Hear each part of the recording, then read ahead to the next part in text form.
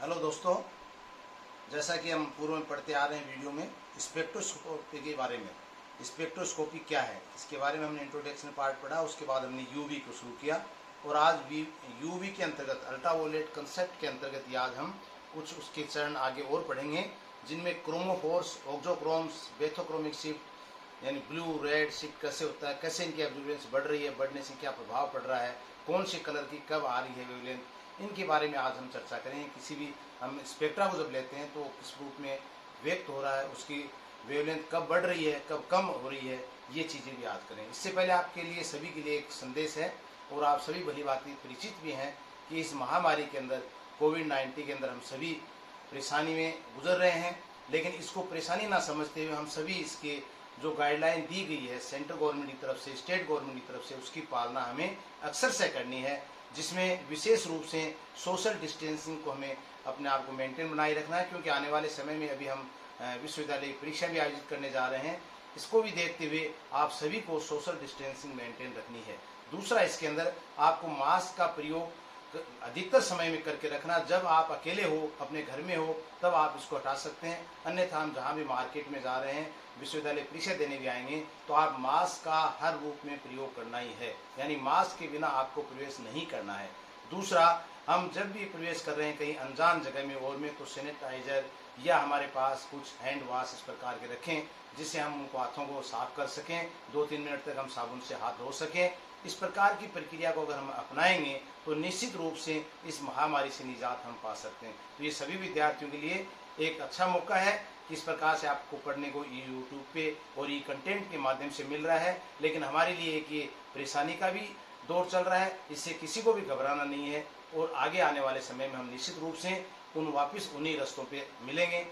धन्यवाद। आज का कार्यक्रम हम यूट्यूब के माध्यम से अल्ट्रावायलेट स्पेक्ट्रोस्कोपी का अगला चरण हम करवा रहे हैं। तो आज हम जो ले रहे हैं वह कंसेप्ट ऑफ क्रोमोफोर्स, ऑक्सोक्रोम्स।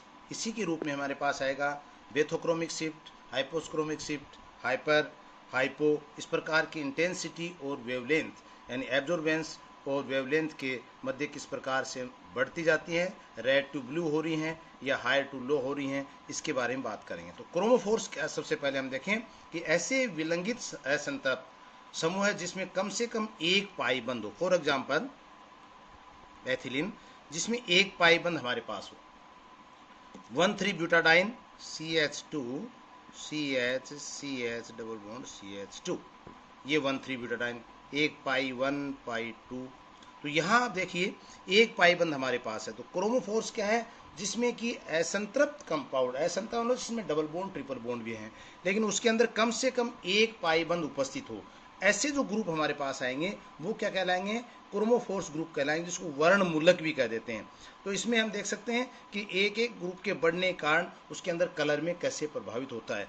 इसी प्रकार से इनके साथ ऑक्सोक्रोम्स, ऑक्सोक्रोम्स मीन्स जिसमें कि कलर बढ़ाने की क्षमता हो, अभिवृद्धि करने, जैसे OH ग्रुप। इसी प्रकार से OR ग्रुप, फिर कीटोन ग्रुप ले सकते हैं, H2O ग्रुप ले सकते हैं, NH2 ग्रुप ले सकते हैं। इट मीन्स जिसके पास लोन पेयर वाली स्थिति है। ऐसे ग्रुप अगर इसके साथ जुड़ जाते हैं तो उसके कलर में क्या प्रभाव पड़ रहा है, ये जो प्रभाव, अर्थात ये कह सकते हैं हम कि कलर बढ़ाने वाले यानी वर्णवर्धक ऐसे संतृप्त समूह जिनमें कम से कम एक अबंधी इलेक्ट्रॉन हो, कौन सा, नॉन बॉन्डेड इलेक्ट्रॉन हो, उसको क्या कहते हैं, ऑक्सोक्रोम्स कहते हैं। अब देखिए इसका अगर एक संपूर्ण स्टडी में हम इसको इस प्रकार से अध्ययन कर सकते हैं। ये हमारे पास एक्सोक्रोम्स को एक लें तो आप देखेंगे अपर और लोअर, और ये है वेवलेंथ, यानी ये तो है लैम्डा मैक्स और ये है एब्जॉर्बेंस, एब्जॉर्बेंस एप्सिलॉन जिसको कह देते हैं। तो इन दोनों के मध्य अगर हम ग्राफ खींचें तो हमें चार चीजें आएंगी। इसको बोलेंगे हम बेथोक्रोमिक शिफ्ट, बेथोक्रोमिक शिफ्ट, बेथोक्रोमिक शिफ्ट। दूसरा क्या होता है इसके अंदर, हाइपोक्रोमिक शिफ्ट, हाइपोक्रोमिक शिफ्ट। तीसरा इसमें आता है हाइपर क्रोमिक इफेक्ट भी बोल देते हैं इसको। और चौथा आता है हमारे पास हाइपोक्रोमिक इफेक्ट। तो ये चार चीजों के बारे में हम पढ़ेंगे। तो बेथोक्रोमिक शिफ्ट क्या है? जब हम करें रेड क्यू होता है, अर्थात जब ये हमारे पास एक स्ट्रेंथ आ रही है एब्जॉर्बेंस की और लेमडा की, इसके मान में, किसके, लेमडा के मान में जब अभिवृद्धि हो, यानी हमारे पास ये आ रही है और क्या आ जाए, ये एक्सेस चली जाए, तो ये जो मान बढ़ रहा है, या हम ये कहें कि इसके मान में कमी आ जाए, ये पहले से ही यहीं पे आ जाए, इसका मतलब इसके और इसके मध्य में ये कमी आ गई, तो ये कहलाता है हाइपोक्रोमिक शिफ्ट, जब लेमडा के मान में कमी आती है ब्लू शिफ्ट की ओर, और जब लेमडा के मान में वृद्धि होती है, जिसको बोलते हैं रेड शिफ्ट भी बोलते हैं, इसको रेड शिफ्ट वृद्धि होती है, तो वो कहलाती है बेथोक्रोमिक शिफ्ट। इसी प्रकार से एब्जॉर्बेंस इंटेंसिटी की हम बात करें, अगर मान लीजिए इंटेंसिटी इसकी बढ़ रही है, हाइपरक्रोमिक शिफ्ट, और अगर कम हो रही है तो हाइपोक्रोमिक शिफ्ट। तो ये एक पूरा संपूर्ण विवरण है जिसके बारे में हम वन बाय वन अब हम लेंगे। देखिए, पहले हमने लिया क्रोमोफोरिक। क्रोमोफोर्स क्या था? वर्णमूलक जिसको कहते हैं, यानी ऐसे विलंगित असंतृप्त समूह है जिसमें कम से कम एक पाई बंद हो। मैंने कहा था जिससे कम से कम क्या हो, एक पाई बॉन्ड उपस्थित। उसमें एथिलीन का हमने एक एग्जांपल लिया, फॉर एग्जांपल एथिलीन या 1,3 ब्यूटाडाइन, पाई पाई स्टार ट्रांजिशन भी ले सकते हैं, और नॉन बॉन्डिंग वाले इलेक्ट्रॉन पेयर भी हो सकते हैं इसमें, सीओ कंपाउंड जैसे नॉन बॉन्डेड वाले इलेक्ट्रॉन पेयर पाई पाई स्टार के साथ, एन पाई स्टार के साथ ट्रांजिशन भी होगा। तो इसमें कौन कौन से आ गए हमारे पास? पाई बंद तो होगा ही होगा, और दूसरा इसके साथ क्या हो जाएगा हमारे पास, सीओ और समोसाइड, यानी नॉन बॉन्डेड इलेक्ट्रॉन पेयर वाले, जिसमें क्या आएंगे, तो पाई पाई स्टार तो किसका हो गया, जैसे हमने लिया एथिलीन का, तो ये हमारे पास पाई हो गया। तो यहां से पाई से ये इलेक्ट्रॉन कहाँ जा रहा है, एक्साइटेड स्टेट, तो ये एक इसकी लेमडा मैक्स जो आ जाती है, यानी 165 किसकी, एथिलीन की। तो ये हमारे पास होगा पाई से, ये पाई बॉन्डेड हो गया, पाई स्टार ये हो गया नॉन एंटी बॉन्डिंग, इसको क्या बोलते हैं, एंटी बॉन्डिंग मोलिकुलर ऑर्बिटल, ये हो जाती है बॉन्डिंग। इसी प्रकार से अगर हम इसकी लेंगे किसका, सी एच सी ऐसे कर दें इसको, 1,3 ब्यूटाडाइन का, तो यहां हम देखेंगे पाई 1 बॉन्डेड वाले, पाई 2 बॉन्डेड, इसी का क्या आएगा इसका एंटी बॉन्डिंग, पाई 3 स्टार इसको दिखा दें, और पाई 4 स्टार से दिखा दें, तो ये क्या हो गए, एंटी बॉन्डिंग वाले हो गए। तो यहाँ पे आप देखेंगे एक एग्जाम्पल हमने लिया, ऐसे यौगिक जिनमें रंगहीन होते हैं, जो नाइट्रोक्रोमोफोर्स जिसकी बात करते हैं, ऐसे यौगिक भी रंगीन दिखाई देते हैं। कौन से?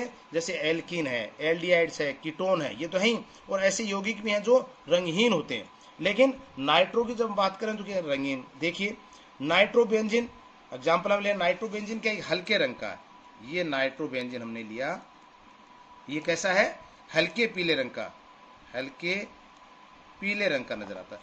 लेकिन मेटा डाइनाइट्रोबेंजीन हम ले लें, ये नाइट्रो और मेटा पोजीशन के ऊपर जब नाइट्रो ग्रुप एक और जुड़ जाता है, इसको बोलते हैं मेटा डाइनाइट्रोबेंजीन, तो ये क्या हो जाता है, गहरे पीले रंग का हो जाता है, गहरे पीले रंग का। तो ये गहरे पीला रंग किसके कारण से आया, एक नाइट्रो ग्रुप हमारे पास और बढ़ गया, इसलिए हमने कहा ना, जैसे ऑक्सोक्रोम, ये कौन सा हो गया, कलर बढ़ाने वाले, वर्णवर्धक वाले। तो इस प्रकार से अब क्या हो जाएगा, गहरे पीले रंग का। अर्थात क्या कहेंगे, किसी रंगीन यौगिक के लिए ये आवश्यक है कि उसके अणुओं में क्रोमोफोरिक समूह हो। क्रोमोफोरिक समूह कौन सा, जिसमें डबल बॉन्ड हो, एक पाई बंद उपस्थित हो कम से कम। लेकिन क्रोमोफोरिक समूह युक्त यौगिक रंगीन ही हो, ये बिल्कुल आवश्यक नहीं है, ये जरूरी नहीं है कि वो रंगीन ही हो। दूसरा हमने लिया इसके अंदर ऑक्सोक्रोम। ऑक्सोक्रोम वर्णवर्धक, यानी ऐसे संतृप्त समूह है जिनमें कम से कम एक अबंधी इलेक्ट्रॉन युग्म, नॉन पेयर इलेक्ट्रॉन वाला स्पीसीज हो, ऑक्सोक्रोम्स कहलाता है। For example OH, OR, NH2 group, NR2 group इत्यादि। यानी इन ऑक्सोक्रोम्स की उपस्थिति में किसी क्रोमोफोरिक समूह है के अवशोषण की तीव्रता एवं तरंग दैर्ध्य में परिवर्तन होता है। जैसे नाइट्रोफिनोल एक गहरे पीले रंग का है, नाइट्रोबेंजीन हल्के पीले रंग का भी देखा हमने, नाइट्रोबेंजीन हल्के पीले रंग का, लेकिन मेटाडाइनाइट्रोबेंजीन गहरा है। अगर ये फिनोलिक जोड़ दें, यानी इसके अंदर और क्या जोड़ दें, OH समूह और जोड़ दें, NO2OH, तो ये हाइड्रोक्सी वाला समूह आ गया, इसका मतलब ये भी कौन सा है, ऑक्सोक्रोम है, तो इससे भी परिवर्तन होगा, ये क्या हो गया, गहरे पीले रंग का हो जाएगा। इसके बाद आता है शिफ्ट ऑफ एब्जॉर्बेंस पीक, इनकी पीक जो मैंने कहा था रेड शिफ्ट की ओर हो रही है, ब्लू शिफ्ट की हो रही है, या अपर एब्जॉर्बेंस बढ़ रही है या लोअर। तो ये देखिए वन बाय वन।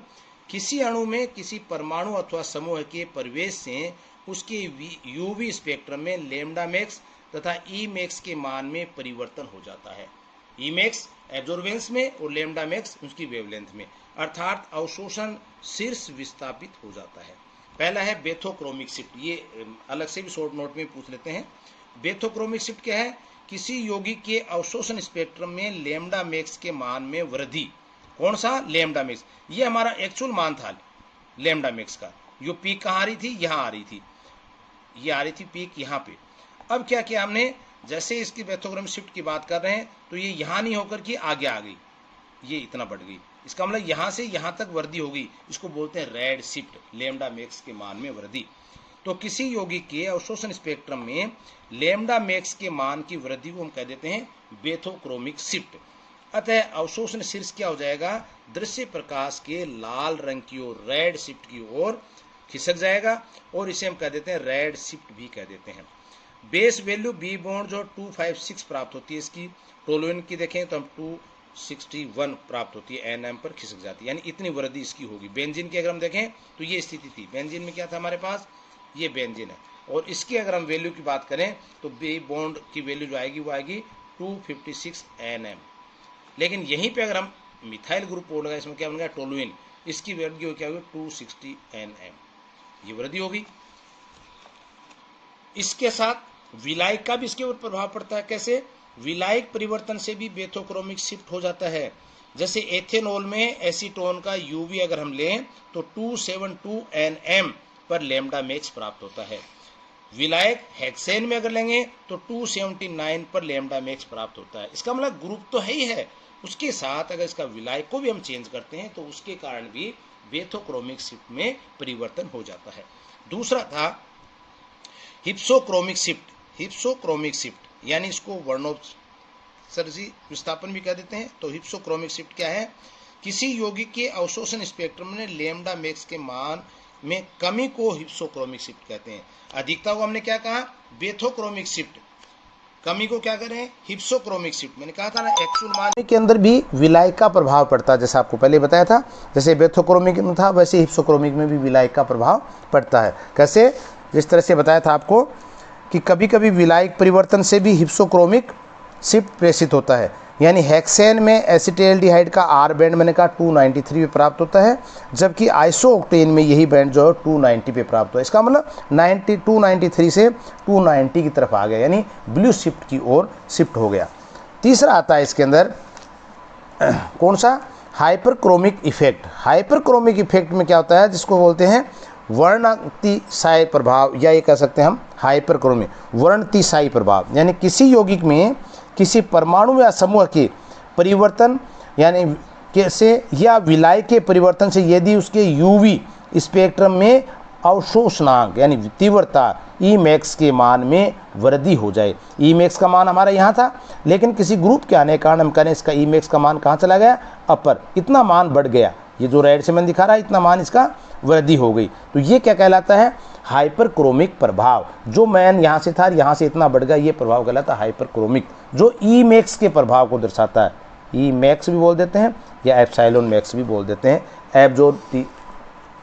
इसी प्रकार से हाइपोक्रोमिक इफेक्ट, हाइपोक्रोमिक या अवर्णीय प्रभाव, ये क्या है? किसी यौगिक में एक परमाणु या समूह के परिवर्तन अथवा विलायक के परिवर्तन में यदि अवशोषण की तीव्रता, एब्जॉर्बेंस की तीव्रता क्या हो जाए? कम हो जाए। ये नीचे की ओर एरो दिखाया मैंने, पहले यहाँ था, अब इसने इतनी कम हो गई। तो कम हो जाए तो यूवी स्पेक्ट्रम में इसका अवशोषणांक शीर्ष जो है वो नीचे हो जाएगा, यानी एब्जॉर्बेंस का मान जो है वो पहले से कम आ जाएगा। एब्जॉर्बेंस का मान जो बढ़ेगा तो हाइपोक्रोमिक हो गया, क्योंकि पहले वाला मान अगर हम देखें तो ये था, और ये मान क्या हो गया हमारे पास? बढ़ने के बाद हो गया। तो ये जो अभिवृद्धि है ये क्या कहलाती है? इसकी हाइपरक्रोमिक शिफ्ट। और ये क्या हो जाएगा? हाइपोक्रोमिक इफेक्ट, यानी पहले हमारे पास मान ये था और अब ये मान लीजिए ये आया है, तो ये क्या होगा? एरो क्या बनेगा? नीचे की ओर। इतने मान में कमी हुई, किसके? एब्जॉर्बेंस के। ये कहलाता है हाइपोक्रोमिक इफेक्ट। ये चारों को एक साथ हमने यहाँ दर्शाया भी है, पहले बात हो चुकी कि ये बेथोक्रोमिक शिफ्ट है, इस और ये हाइपोक्रोमिक शिफ्ट है। दूसरा हाइपरक्रोमिक, जब एब्जॉर्बेंस में वृद्धि हो जाए, इसकी एब्जॉर्बेंस में वृद्धि हो जाती है और जब एब्जॉर्बेंस के मान में कमी होती है, हाइपोक्रोमिक इफेक्ट। तो ये ओवरऑल मान मैंने बताया क्या, नीले से रेड, यानी अगर लैम्डा मैक्स के मान जो है वो 200 nm से 800 nm तक, जो मैंने कहा था यूवी का एक क्षेत्र है हमारा विजिबल का, उसके अंदर अगर बढ़ रही है, इसका मतलब लैम्डा मैक्स के मान नीले से लाल की ओर बढ़ रहा है। और अगर मान लीजिए ये मान कम हो रहा है तो क्या कहेंगे, red shift to blue shift, लाल से नीले की ओर हो रहा है। इसके बाद हमारे पास आता है अगला नेक्स्ट पॉइंट, एक छोटा सा और इसमें वो है चॉइस ऑफ सोलवेंट, कि हमने बात की थी अभी सोलवेंट के द्वारा भी हाइपोक्रोमिक, बेथोक्रोमिक, हिप्सोक्रोमिक शिफ्ट के अंदर प्रभाव पड़ रहा है, तो इनकी चॉइस कैसे की जाए। तो इसमें थोड़ा सा देखिए आप, स्पेक्ट्रोस्कोपी स्टडी के लिए हमने ऐसे विलायक का चुनाव किया जाता है। कौन सा विलायक, जो विद्युत चुंबकीय विकिरणों के उस क्षेत्र से, यानी इलेक्ट्रोमैग्नेटिक रेडिएशन जिसमें बात कर रहे हैं, कि उस क्षेत्र से अवशोषण न करे। कौन से में, जिसमें कंपाउंड अवशोषित कर रहा है, उस क्षेत्र को अवशोषित न करे जिसमें हम यौगिक का अध्ययन कर रहे हैं। क्योंकि अगर सॉल्यूशन हमने ऐसा लिया विलायक और उस क्षेत्र का भी अवशोषण कर लेगा तो हमारे पास कंपाउंड का एब्जॉर्बेंस या उसकी वेवलेंथ जो है वो सही नहीं आएगी। तो ऐसा विलायक लेना चाहिए जो कि उस क्षेत्र का अवशोषण न करे। इसी प्रकार से विलायक ऐसा होना चाहिए यूवी के लिए जो उस क्षेत्र यानी 200 से 800 nm नैनोमीटर तक के क्षेत्र में विद्युत चुंबकीय विकिरणों का अवशोषण न करे। यानी जिस क्षेत्र का हम अध्ययन कर रहे हैं उस क्षेत्र के अलावा करें तो कोई दिक्कत नहीं है, लेकिन उस क्षेत्र का अवशोषण नहीं करें तो सिर्फ जो आएगा अवशोषण वो किसका आएगा, हमारे कंपाउंड का मान ही आएगा। इसमें लेते हैं, देखिए सिग्मा सिग्मा स्टार की बात की, जिसके अंदर हमने कल बताया भी था आपको सिग्मा सिग्मा स्टार और पाई वाले में थोड़ा सा अंतर करके एक बार आप पुनः देख लें इसको। ये हमने लिया था कल, आपको ध्यान हो तो सिग्मा लिया था, पाई, एन, पाई स्टार और ये था सिग्मा स्टार। इसका मतलब क्या था, सिग्मा से सिग्मा स्टार मैंने कहा था सबसे ज़्यादा ऊर्जा होती है एनर्जी का। उसके बाद पाई, एन, पाई, सिग्मा, पाई से पाई स्टार भी ले सकते हैं, फिर एन से पाई स्टार, फिर एन से सिग्मा स्टार। तो सबसे कम किसकी हुई, एन से पाई स्टार की। सबसे ज़्यादा किसकी है, सिग्मा से सिग्मा स्टार की एनर्जी सबसे ज़्यादा होती है। तो सिग्मा से सिग्मा स्टार संक्रमण में ऊर्जा का अंतर अधिक होने के कारण इलेक्ट्रोमैग्नेटिक रेडिएशन में निर्वात पराबैंगनी क्षेत्र में अवशोषण होता है। यूवी का वैक्यूम के अंदर, जो हमने कहा निर्वात के अंदर इसका अवशोषण होगा। अतः संतृप्त हाइड्रोकार्बन, सैचुरेटेड हाइड्रोकार्बन जिसमें सिर्फ सिंगल बॉन्ड हो, एकल बंध उपस्थित हो, हेक्सेन तथा साइक्लोहेक्सेन का यूवी स्पेक्ट्रोस्कोपी में विलायक के रूप में हम उपयोग में लेते हैं। जिसमें मान लीजिए कोई हीट्रो एटम भी हो, ऑक्सीजन, नाइट्रोजन, सल्फर, हेलोजन जैसे मान लीजिए विषम परमाणु युक्त संतृप्त यौगिकों में सिग्मा सिग्मा स्टार के अतिरिक्त क्या आ जाएगा, क्योंकि नाइट्रोजन, ऑक्सीजन, सल्फर क्या है, नो, इसके पास क्या है, नॉन बॉन्डेड इलेक्ट्रॉन उपस्थित हैं, अबंधी इलेक्ट्रॉन उपस्थित हैं। तो क्या होगा, नॉन बॉन्डेड से किस में चला जाएगा, सिग्मा स्टार से ट्रांजिशन होगा। तो यहाँ पे पॉसिबिलिटी एक तो हमारे पास क्या थी, सिग्मा से सिग्मा स्टार, जो सिर्फ सैचुरेटेड की बात हम कर रहे थे, पर हमने कहा सैचुरेटेड के साथ अगर कोई हीट्रो एटम भी लगा हो जिसमें ऑक्सीजन है, नाइट्रोजन है, सल्फर है, तो ऐसा ही परमाणु होने के कारण जो इलेक्ट्रॉनिक ट्रांजिशन होगा वो सिग्मा सिग्मा स्टार के साथ साथ एन सिग्मा स्टार भी शो करेगा। तो एन सिग्मा स्टार की ऊर्जा है सिग्मा सिग्मा स्टार से क्या है, कम है, फिर भी इसका मान पर्याप्त होता है और ये यूवी स्पेक्ट्रम की निर्भरता के क्षेत्र से ही अवशोषित करता है, यूवी क्षेत्र से ही अवशोषण करेगा। अतः ROH, ROR, H2O का भी यूवी स्पेक्ट्रोस्कोपी में विलायक के रूप में हम प्रयोग में ले सकते हैं। उसके बाद आता है पाई से पाई स्टार। पाई से पाई स्टार में संक्रमण में सामान्यतः इसमें कुछ ध्रुवणता आ जाती है, पोलरिटी आ जाएगी। कैसे, ध्रुवित विलायक उस उत्तेजित अवस्था को स्थायीकृत कर देता है, स्टेबलाइज कर देता है, तो इलेक्ट्रॉनिक संक्रमण कम ऊर्जा का अवशोषण करेगा, अर्थात अधिक लैम्डा मैक्स का अवशोषण करेगा। अतः क्योंकि पाई से पाई स्टार क्या है, ऊर्जा का मान बहुत ही कम हो जाता है, अतः विलायक की ध्रुवणता बढ़ने से बेथोक्रोमिक शिफ्ट भी प्रेषित हो जाएगा। नेक्स्ट था इसमें एन पाई स्टार संक्रमण, यानी नॉन बॉन्डेड से पाई स्टार, कहा था ना, नॉन बॉन्डेड से हमारे पास था सिग्मा स्टार, नॉन बॉन्डेड से क्या था, पाई स्टार। ये क्या थी ऊर्जा, कीटोन जैसे समूह में ध्रुवित विलायक या यौगिक को मूल अवस्था में स्थायी करता है। अधिकतर हाइड्रोजन बॉन्ड के द्वारा या हिप्सोक्रोमिक शिफ्ट प्रेषित होता है इसमें। अर्थात अध्रुवीय विलायक हेक्सेन में एसीटोन का मैंने कहा 279 Nm एब्जॉर्बेंस है, जबकि ध्रुवीय विलायक में ये 264 Nm पर ही अवशोषित दर्शाता है। तो इस प्रकार से हम इनकी चॉइस ऑफ सॉल्वेंट को भी बात हम कर सकते हैं। नेक्स्ट टॉपिक में हम लेंगे ईन अर्थात 1,3-ब्यूटाडाइन या एल्कीन। इसके ऊपर यूवी स्पेक्ट्रम इनका कैसे निर्धारित करें, किस तरह से इनकी ऊर्जा का और एब्जॉर्बेंस का मान परिवर्तित होता है। Thank you.